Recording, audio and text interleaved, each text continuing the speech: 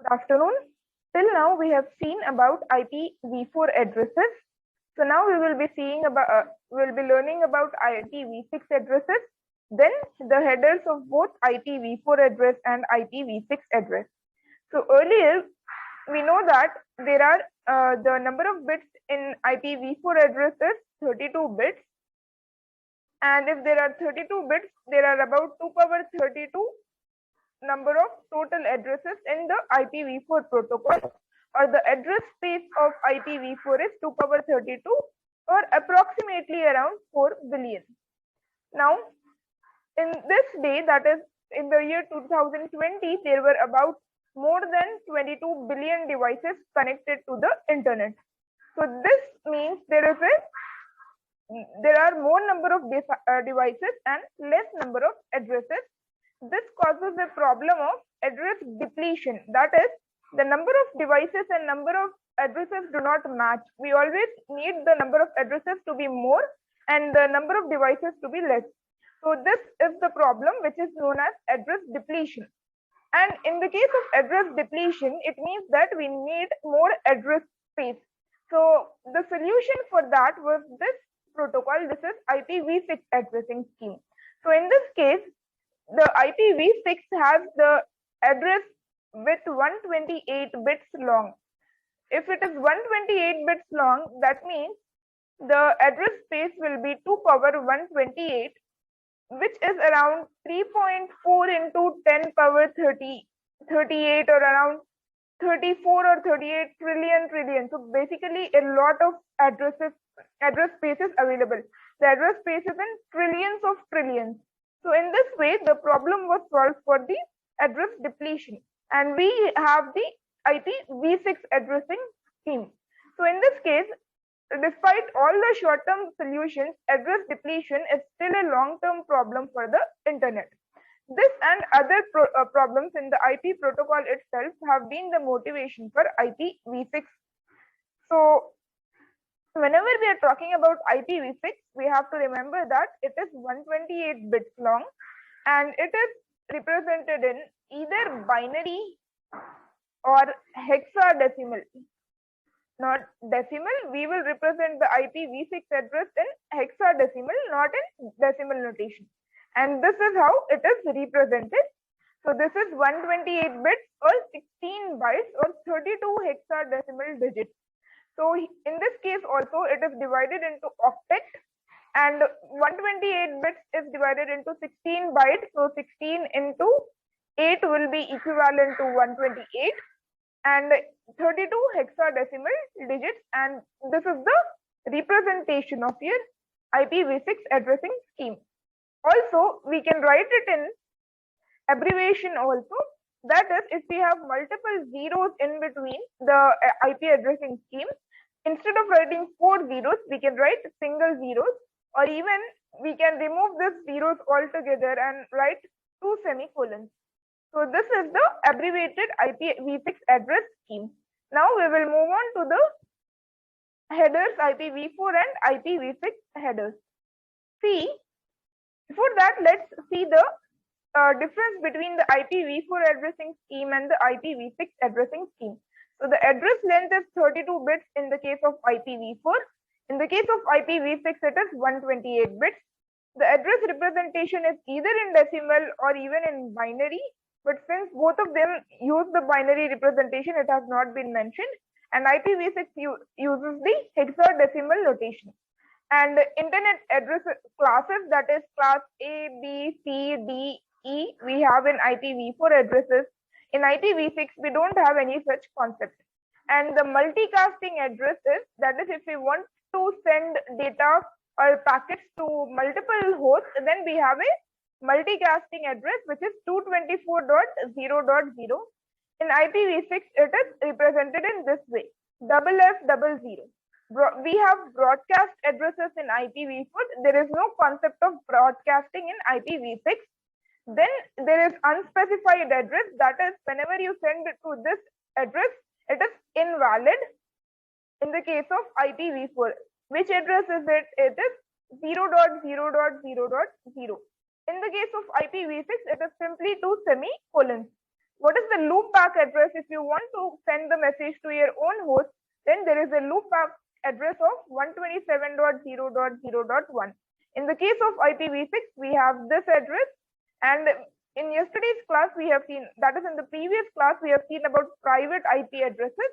In this way, IPv6 also has such concept of private IP addresses. So this is the concept of IPv6 addressing scheme and IPv4 addressing scheme comparison. Now we will move on to the header for the IPv4. So basically, whenever we are talking about the header structure, we studied that it has 32 bits. So this 32 bits, how are they written in the IPv4 header? That is explained in this case. So IPv4 is the delivery mechanism. We know it is used to, it is basically a header for your data. So it is a delivery mechanism in the case of TCP/IP protocol. And this this header diagram shows the position of your IPv4. How is the IPv4 placed in the case of this protocol? So first and foremost,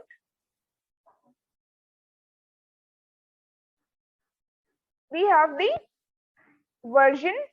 So these are the different fields we have in the IPv4 header structure. So we have first the version. This basically is the IPv4 datagram format. Packets, whenever we are adding it in the IPv4 layer, they are called as datagram, and this is the format of your IPv4 header.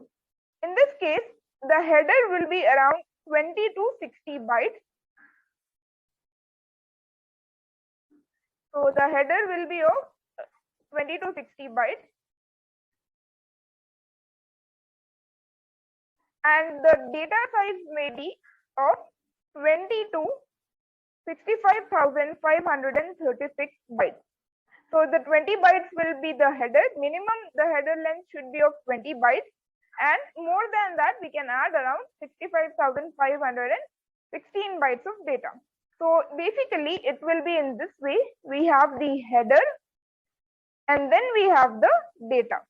So for that we have first in the header, so this entire thing is the header structure. In the header we have the version. This first is the version, which will be of, this 4 denotes the number of bits.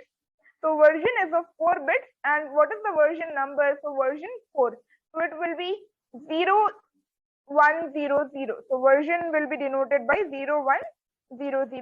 In the case of IPv6 also we will have the same thing, and it is set to 6 because we are using version 6. We will set the IPv6 header 6. So it represents the version of the IP protocol. In this case, we set the field to 4. Now header length, this HDLEN is the header length. It is also of 4 bits. This length is in the length of your header. What is the size of the header? It will be also of 4 bits. Now if it is of 4 bits, what is the value for the same? So let me just, so it can be anything from 000 to 1111. So basically, if it is 00, that means you will get 0. Then you will get, this is the binary representation, right? So it may be any combination of zeros and ones of 4, the length 4. So we will have 0, 1, 2, 3, 4 and till up to 16. Now in this case, you have to multiply each number by 4. So if you multiply this by 4, it will be of 0. Header length should be minimum 20, I have said. So if header length is supposed to be minimum 20, then 0, 1, 2, 3 and 4 are considered to be invalid. That is, whenever you are talking about the header length field, it cannot be 000, neither 001, 0010, 0011 and 0100. These 5 binary numbers won't be in the header length field. Instead, the header length will always start from 5. So if you multiply 5 with 4, it will be 20. then this way 24, and we will proceed in the same way. So if we are talking about the 4 ones, it is actually 15, right? So 15 into 4 will be 60. So we have seen how the header length should be from either 20 to 60 bytes. So this is how we get the header length. Now moving on to the next field, which is the type of service, which is of total 8 bits. What does it have? This field carries information that enables the routers to classify and forward the packets in a differentiated manner. Basically, it is an important field which is for implementing quality of service. Okay. Next, we have the total length. So this total length will be the length of the complete packet. That is, if we are talking about what was the size of the total packet that I mentioned earlier, it was supposed to be 65535 bytes of data we can send in total. So that is the total length. Over here, the same way we will have the ones, and to get this we will have to multiply. So if we are talking about 16 ones, so we will have all zeros and then different combinations of ones and zeros. So basically the total length will have around 2 power 16 combinations. So that is the 65535 bytes. Next we have the identification, flags and fragment offset. So these three fields enable the IPv4 network to support fragmentation. Now what was fragmentation? I have already mentioned that fragmentation is dividing your packet or the datagram into pieces and sending it one by one rather than one complete datagram. So this concept of fragmentation is used in this three fields: identification, flags and fragment offset. Now after that, this actually we will study in the next topic, fragmentation. So for now, we just have to remember that these three fields are important for the concept of fragmentation, and fragmentation is usually done when it is needed along the path of the routers. Now the next field over here is the time to live. Well, time to live is basically whenever we know that packets, if they are traveling, we have seen it already, this data link layer, we set a timer. So that timer is actually over here in the time to live field. So this field is used to count down the number of routers that switch the packet. So if you have around 10 routers, then you will take a maximum value that the packet should go through 8 routers or 10 routers. If it has crossed, if it is being looped again and again in the same path, then the packet will be discarded. So this is time to live. Next we have the protocol number. The protocol number is the upper layer protocol that we are using in the transport layer, whether it is TCP, UDP, ICMP, which we will study in the next. So basically these protocol numbers have numbers which are assigned by this IANA, the Internet Protocol Agency, that is given in the protocol number field. Then we have the header checksum. What is checksum? To compare whether we have got the correct packet or not. If the header, sometimes the header value may be changed, or the source address or the destination address may be changed. To check or to verify whether we have received the correct packet on the correct route, we have this field header checksum. Next we have the two fields which are the most simplest, which is the source address and the destination address. So what is the source address? The source address is from where the packet is originating. It will obviously be of 32 bits because the IP address is of 32 bits. And the same way we have the destination address, which is also of 32 bit, which is the destination where the packet is supposed to reach. Now we have the option field. So now let's calculate what is the size. So here we have 32, 4, 4, 8, 16 and 32. So this way we have how many fields of 32 bits? 1, 2, 3, 4, 5. So 32 into 5 we have to do. Each is 32 bits. So 32 and 32, which is 64 bit 1 byte. So this way we will have 4 bytes of 32, 64 bit. Then again we will have 64 plus 32, 96, 96 bit, then again 32 is added, 128 and 164. Now, what is the options field over here? Options is a variable length field. This field is meant as a placeholder. So what it does is it allows the an options is whenever it is not compulsory to have options. The IPv4 header has a variable length justifying the need for the header length field. After that, we have the padding, which is a 32-bit boundary. It is used to align the variable length options field to the 32-bit boundary. This is your header. Then we will add whatever the data packets are to be needed. So let's see over here. So basic IPv4 header contains 12 fields. Each field of the IPv4 header has a specific use. Now the shaded fields which have been shaded over here, suppose header length, identification, fragmentation, all of those fields are not in IPv6.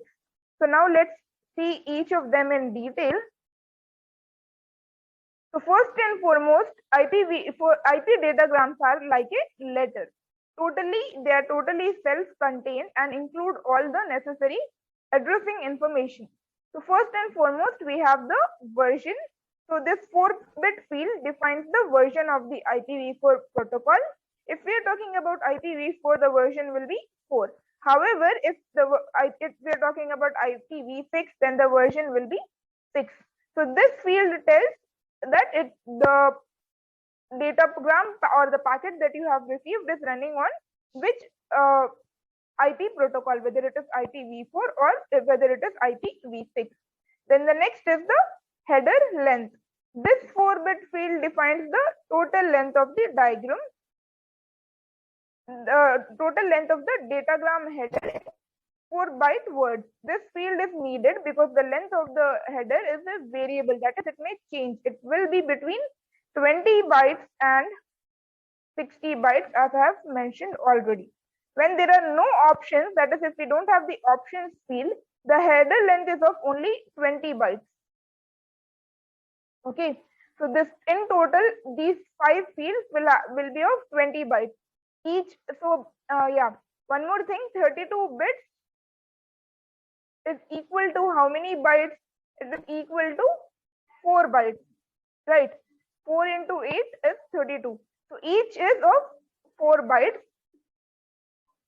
If we are talking about 5 fields up to the destination IP address, then if each is of 4 bytes, then it will be in total 32, 20 bytes of data. If we don't have the options field. Options field is a variable field. It may be of whatever, it may be of any size from 1 to 40 bytes. Okay, options plus padding is around 1 to 40 bytes. The rest of it is only 20 bytes. Now the next is the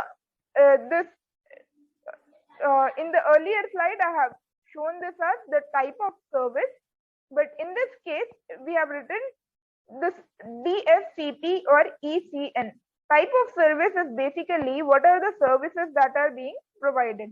So it may be either the differentiated service bit, differentiated services, and then we will have the differentiated services is whenever we are writing whether the rightmost, when the 3 rightmost bits are 0 and the 3 leftmost bits are interpreted, then this kind of differentiated services is used. Now we have the total length or the datagram length. It is a 16-bit field, and it is also basically when we are talking about the total length of the datagram, here the header will be of 20 to 60 bytes. So from the total, yeah, so here length of the data is total length minus the header length, which is equivalent to 2 power 16 minus 1, which will be 65535 minus If it is only of 20 bytes, then we have to remove the 20 bytes. If your header size is of 60 bytes, that is, if you have the options field in the header, then it will be of 60 bytes. So accordingly, we have to write the datagram length. Then there is the identification field, which we are using for fragmentation. I have already said. Then flags and fragmentation offset also the same. Then the last is the time to live protocol and the header checksum. Already I have mentioned the time to live, which is measured in seconds. Then there is it is specified how long in seconds a datagram is allowed to remain in the internet. And protocol it indicates the next higher level protocol, whether we are using the TCP protocol, UDP protocol, or ICMP. Each of them have been given a number, and accordingly they are written. Then the next is the header checksum. Header checksum is basically to detect the errors in the header. So because some header fields may change during the transmission, like the source address or the IP address, and they may require the verification. So in this case, we have this header checksum field. And then, as I have said, source IP address and data destination IP address. Options is it encodes the options requested by the user, and the padding is to make sure that the datagram header is in 32 bits, multiple of 32 bits. Suppose if the options is of around 5 bytes, then we may have 25 bytes of data. Or if the options instead of 5 bytes, we may have the option field of 47 bits. So in that case, it is not possible to have the data in bytes, right, to convert it into bytes. So there is a padding field to add the necessary bits to convert it into bits, 32 bits multiple. So it should be a multiple of 32. Then there is the data, which is what you are sending from one system to the other. This is actually just like an address on the envelope. If you are sending a letter in an envelope, then the address which is written is this here. Is this the IP header? Okay. So we will continue with the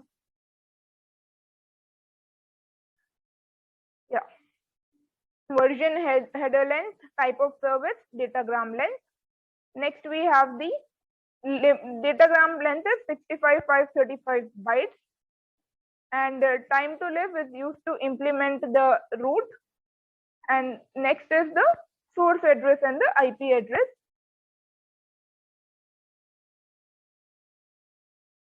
Next, this is a review of the IPv4 header.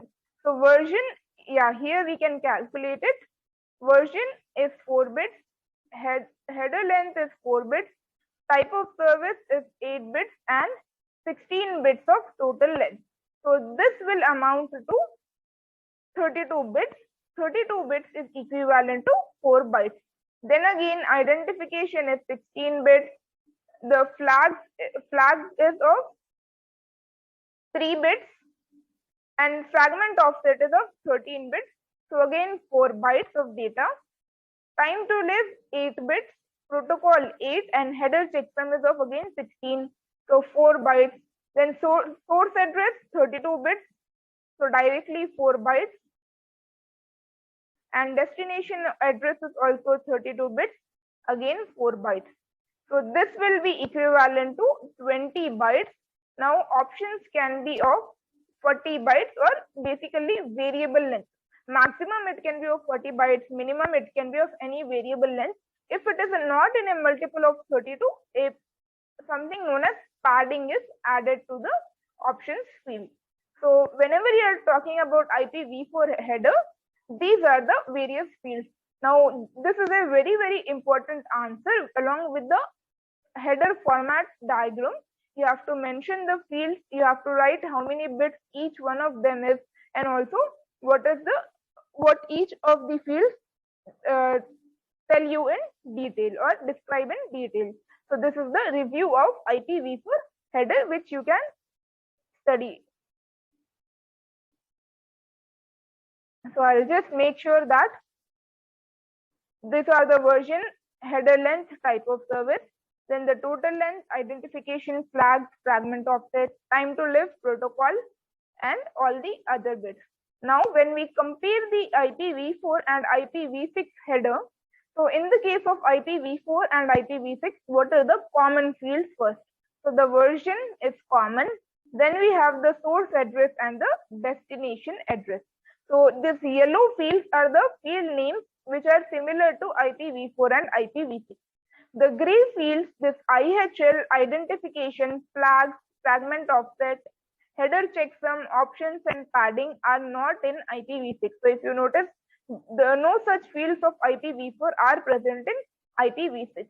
Next, we have the green ones, which are the same, but the name and the position is changed in IPv6. So we have something known as a traffic class. Payload length is your total length.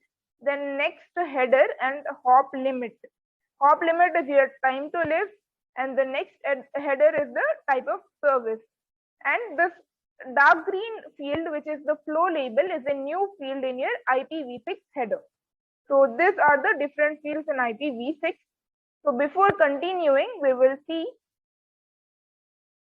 an overview of IPv6 header. Now, what is the IPv6 header basically? It consists of some of the fields of IPv4 and some new fields which are specifically created for IPv6. Now, what are the new fields? The earlier fields we won't study. So version is same, traffic class is same as type of service, and the flow label is basically similar. It is used by a host. So yeah, this is the new field. Why is it used? It is used by a host or the sender to label those packets for which it is requesting special handling by the router. So suppose there is a packet which needs special assistance, then flow labels specifies those packets. So if you read over here, identifies a flow, and it is intended to enable the router to identify packets that should be treated in similar way without the need for deep lookup. It is set by the source and should not be changed by the routers along the path to the destination. Next is the payload length. So with header length in the case of IPv6 is fixed to 40 bytes. So it is enough to indicate the length of the payload. Next is the next header, which is here whatever protocol that you are using in the upper layers, such as TCP, UDP, ICMP, it is mentioned in the next header. Hop limit is similar to your time to live. So hop limit is basically how many times you can jump on different, how many times you can jump between different routers before your packet is discarded. Next, we have the source address and the IPv. Source address will be of 128 bits, and the destination address will also be of. So the destination address of IPv6 will be also of 128 bits, and let's revise it once again. The IPv6 packet consists, the base header is of 40 bytes, of which the source address and the destination address are of 16 bytes each. So the destination address and the source address is of 16 bytes each, or it can be of 128 bit. And one more thing to be remembered is, apart from the IPv6 header, it also has extension headers and data from the upper layer. So the total size again will be similar to the IPv4 address, which is 65,535 bytes of information.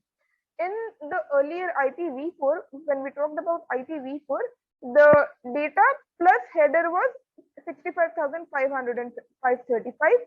In this case, we have an additional thing which is known as the extension header. Now, what are these extension headers? The extension headers are denoted by this field, which is the next header field. This field denotes the extension header, and it is an 8-bit field, and it defines the headers that follows the base header. So IPv6, what we are studying is the base header. Apart from this base header, we will have the extension header also. So what will be the extension header? These are the values of the extension header field. The first field is the hop by hop option. So then we have the ICMP, TCP, UDP, encapsulated IPv6 header.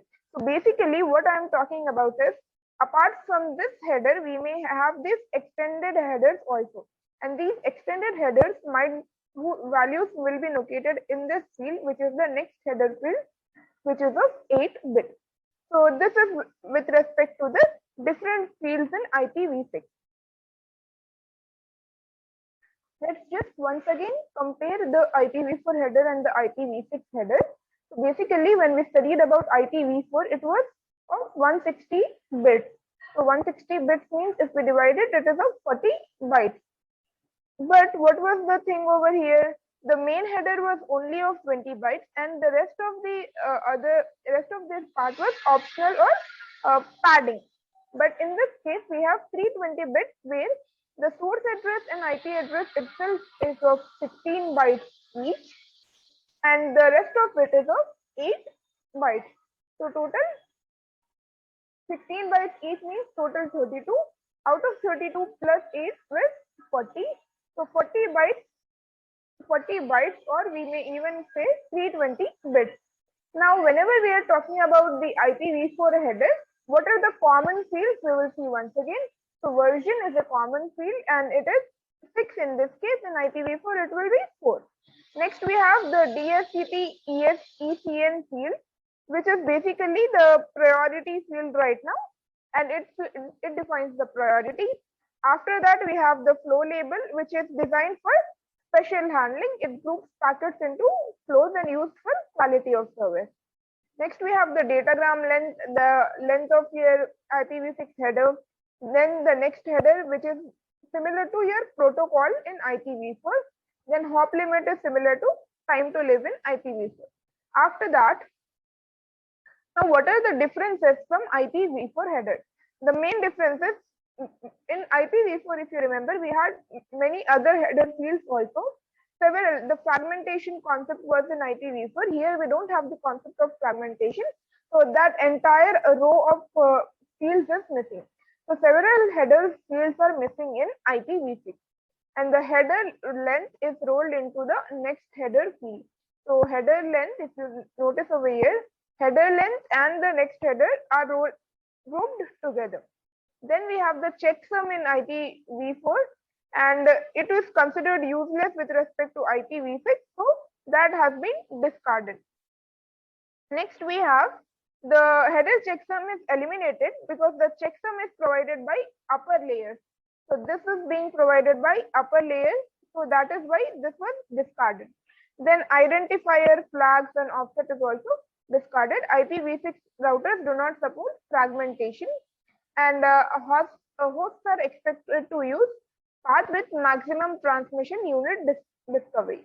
So whatever path will transmit the maximum units or maximum datagram, that path is discovered by the host itself.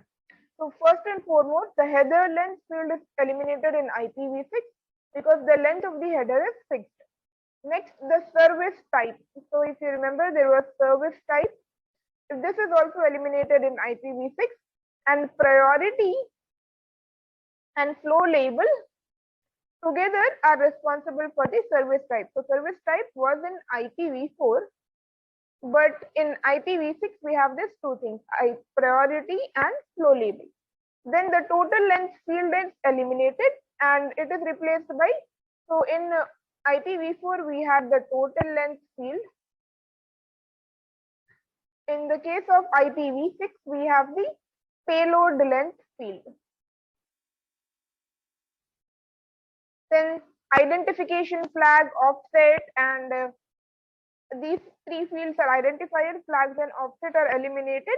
They are included in the, we have another header which is for fragmentation extension header basically. So that is included with these three fields are included in this header. And the time to live field is replaced with hop limit, right? So this we have seen already. And the protocol field is replaced by the next header field. Header checksum is not there, and the option fields in IPv4 are implemented. So in IPv4, we had option plus padding. In the case of IPv6, we have the extended headers, which I have just shown you the table for the extended header field. That extended headers are included in the case of IPv6. Why are these changes made? Because they reflect the changing internet priorities. Today's networks are more homogeneous, and instead routing cost and complexity dominate instead of IPv6 headers. Now what else?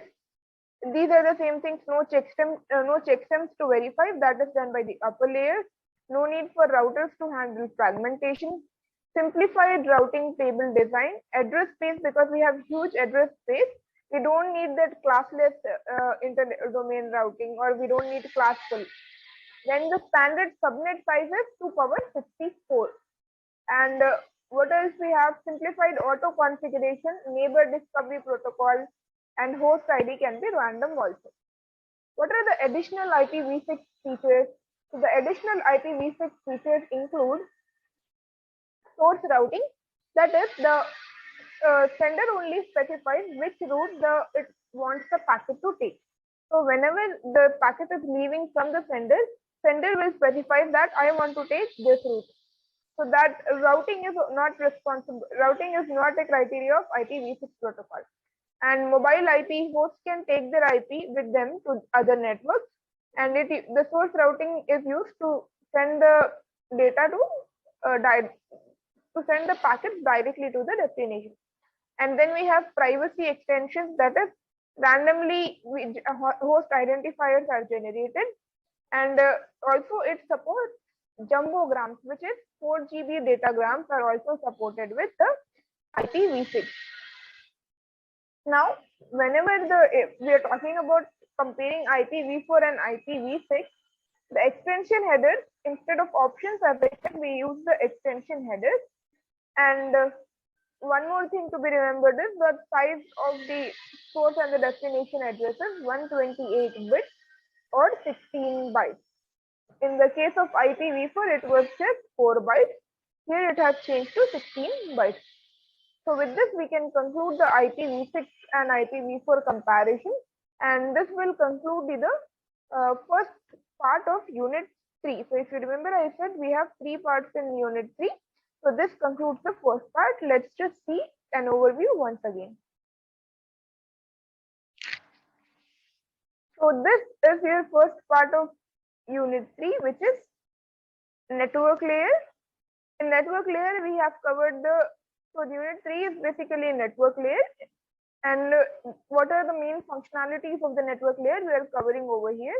So we have completed the switching technique, circuit and packet concept.